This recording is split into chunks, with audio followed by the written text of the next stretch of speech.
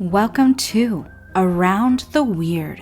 Here's your host, the museum curator of the strange and unusual, Mr. Nothing. Thank you, mysterious voice, and welcome back to Around the Weird, a booktube channel where I talk about all the unusual and out of the ordinary literature that I have found in my travels. Today, I want to talk about a graphic novel that I read. I am back on that graphic novel grind, and I wanted to focus on a story about Mexican heritage and being biracial in America. I am referring to Mija by Christine Suggs, which was published in 2023. For those who don't know, Christine Suggs is a Mexican-American writer and illustrator. They frequently draw their own comics and whatnot, and they drew much of the art that you'll find in this graphic novel. They've only written one thing, and it appears to be this, and it is quite the debut because I absolutely loved Mija. Suggs also describes themselves as a Latina, fat, and biracial, among many other things. Not a lot of information about them out there, but that's probably because they're a fairly recent author, getting their start pretty recently, as I just said. But I'm very much looking forward to anything else they do in the future because what I've read here is pretty high quality. And this was a book club recommended read from Bevan. If you're interested in joining book club, the link to the Discord is in the description, and we can have a chat about the book and whatnot if you're interested in doing so. This appears to be another winner from Bevan, which I had actually read on the flight to Seattle over the weekend when I'm talking about this on my way to Bevan's wedding.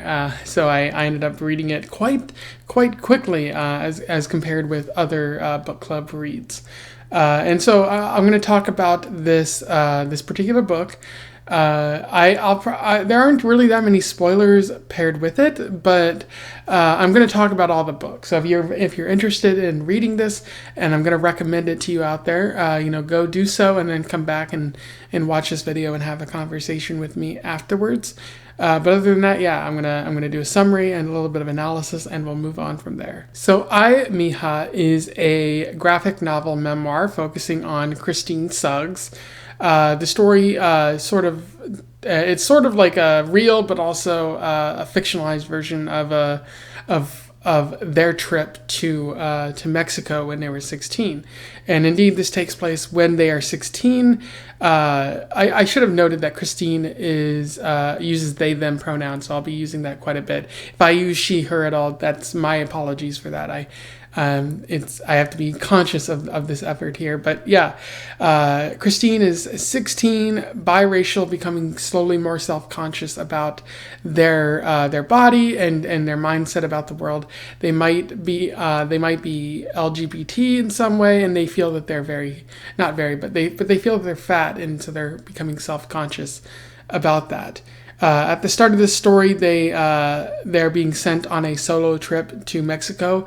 Christine's mother will be coming along shortly, but Christine will be taking the trip by themselves for a little bit of it. And Christine is very excited, but also slightly worried as she doesn't talk to the Mexican side of her family very often, and they are worried about being able to speak Spanish as they've been practicing, but again, because they're self-conscious about their heritage and whatnot, and the students in their high school in Texas make fun of them sometimes for that heritage. It's not something they really like to draw attention to, so they don't practice it as much as they probably should. But when they get to Mexico, they find a lot of love from their extended family. They kind of dote on Christine, not letting them cook or clean or anything like that, and just feeding them a lot of delicious food and taking them and giving them gifts and whatnot. It's a fun time, even if Christine isn't initially able to really speak that Spanish that well. They do become better over the course of the story, slowly becoming proficient, being able to think more in Spanish and what is being said there. Although they do note that their family is speaking a bit slower than they would naturally. Because, again, Christine doesn't understand it, so that kind of makes them feel like an outsider again. But a short while later, Christine's mom comes to visit the family, to be a part of the family, although some other family members can't make it because they don't have papers and thus wouldn't be able to return back to America because immigration would stop them. But they go shopping, and we find a little bit more about the colonialist sort of background of Mexico, how the Spanish, colonized Mexico, and then the French came in and had their part. And there's a bit of anger about imperialism and colonialism in Mexico, and even within Christine's family. And as Christine is spending time with her mom and the extended family, she feels again like an outsider because she can't keep up with her mother, how fast their mother is speaking Spanish with their family, and she's also worried that her mother is like becoming frustrated about having to translate so much for Christine. So it develops a little bit of a rift in that relationship there. And Christine even falls ill near the end of the story through some sort of undisclosed illness, but they eventually recover and they develop more confidence as a result, not only with their Spanish-speaking ability, but also with their body being comfortable in wearing shorts, whereas before they were not so comfortable in doing so. It does appear like this illness was a sort of like a metamorphosis of sort, although maybe Christine didn't really intend that there.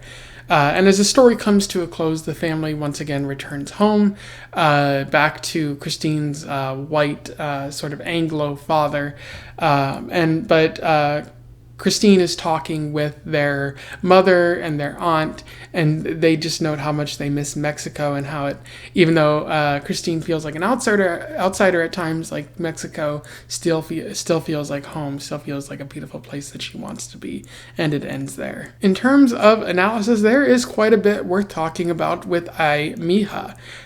Christine Suggs writes a pretty amazing story of multiculturalism, the act of being biracial or multiracial in America, and focuses a lot on family as well. One of the themes that I just mentioned that Suggs talks about here is being multiracial in America. I often think about saying biracial here, but as even in categories where I'm like writing on trying to like categorize authors and whatnot, I find it hard to just say biracial because people are more than just two things often. If they're two things, they're probably three things, and so I just prefer to think of the term as multiracial.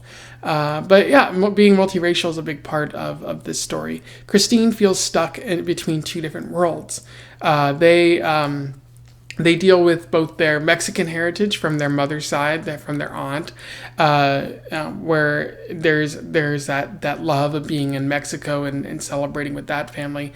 And then there's also their dad's side of the family, which they're not very clear on what exactly that is. They're not as in tune with that side of the family. But being in Texas, there's that definite sort of pull towards, white Anglo typical culture like that, and so Christine kind of feels stuck, like she doesn't feel American enough because whenever she dips their feet in the Mexican side of things, that's kind of called attention to by their schoolmates, and they laugh at them like, oh, don't drink the water in Mexico, it's bad for you, and so there's that feeling of not being an American enough, of not having assimilated enough. And then when they go to Mexico, they don't feel Mexican enough because they don't speak the language as well, partially because of the need to assimilate in American culture, and partially because they don't really spend that much time there, so they're missing out on happenings and family events that take place. So it feels like you're part of two different cultures without ever actually being in either of those cultures, which is not really that familiar feeling for me, because I'm just a white American. I'm sure I have a heritage, but my family wasn't in tune to that. But I have a number of Latino friends in particular, like Christine here, and friends from other backgrounds who are multiracial, and they feel that sometimes, like they're not Latino enough, they're not Chinese enough, or something like that, and it really hurts their mental health, because they want to be a part of that culture, but because you're part of multiple cultures, it's hard to be any one thing for more than one period of time, because sometimes you can't be two places at once. You can't divide yourself into two. And I do feel like a lot of this has to do with American culture in general, as I've been talking about with assimilation, especially in Texas. Like, American culture demands that you assimilate, that you reduce all aspects of the other and only adopt the white hegemony culture. And if you don't do that, you're made fun of, like in the high school here, or people single you out or target you or make you feel that you're not safe or that you're less than, especially in very conservative places like Texas, even though Texas, as we've read in other books for this channel, like Texas used to be Mexico. Like, now it's viewed as an extremely white place, even though statistics and population figures are slowly changing. Like, Texas doesn't really want to focus on that or to understand that as much, the people of Texas at least. And so what I think Suggs is getting at a little bit here is that it's hard to be biracial or multiracial in America, because the white hegemony culture forces you to adopt aspects of it, and that kind of pushes the other aspects of your identity to the side, and so you're always going to feel like you're not enough for either side, which is definitely unfortunate. I do wonder about the next generation, though, of Americans, given that population statistics and whatnot are leaning towards more Latino, more Hispanic immigrants in the country, becoming somewhat of a majority over a period of time. Like, what's that going to lead to? Is that going to lead more of a connection with the Latino heritage that those particular people have? Or is the white hegemony going to do everything in its power to maintain control? I think a little bit of both of those are true, but I do feel more optimistic that and Suggs might feel more optimistic here that being more in touch with your culture is a possibility down the road. Suggs is also talking about family in this story. The story is partially focused on Christine's relationship with their family. Like, you see this with their mother, like the love that Christine has for their mother. It's so beautiful, and like the art particularly highlights that love there. But at the same time, Christine has troubles with their mother because of the translation issues. Like, and because the mother wants them to learn Spanish, but again, that assimilation issue in Texas makes it very difficult for Christine to learn it without being ridiculed or anything like that. So they're not learning it as well as their mother would hope, when they're in Mexico, there's that frustration with having to be the translator and not being able to spend as much time with their mother and father and whatnot as well as they would like. So there is a love there, but there's also a sense of frustration beneath the surface. I don't think that ever fully gets addressed in this story, but I'm sure Christine might talk about that more down the road in other works. At least I hope. And then, there's the extended family, how there's a lot of acceptance, and like in Mexico, everyone is seemingly family, even distant relatives. There's a sense of love for everyone, as long as you're not beefing with anyone. There's also Christine's relationship with her father, which feels vague, potentially because they're not as in tune with their father, or with their father's side of the family, and Christine's brother is. So maybe there's another story going on there that we don't necessarily see. But for Christine, family is very important, and that. Given that her ability to speak Spanish is so closely tied with family and their support, you see like Christine desiring to speak Spanish and in order to feel more well connected with that side of the family. Suggs is also talking about self-confidence here, their own personal self-confidence at this stage in their life in high school, which it's never easy being a high schooler regardless of where you're at. But for Christine, it's very difficult because they are mixed race. They're made to feel like an outsider. They're LGBT, so there's sort of a romantic, sexual kind of awakening going on in this story. And then they're also fat, so they feel uncomfortable in their own body because of that. And I think in some ways Suggs connects this lack of confidence in their own Spanish skills and their own ability to speak Spanish to the body image. Like these issues are one and the same, because once Suggs is able to speak Spanish, these issues of body, like they're still present, but they become less of a factor for Suggs. It's like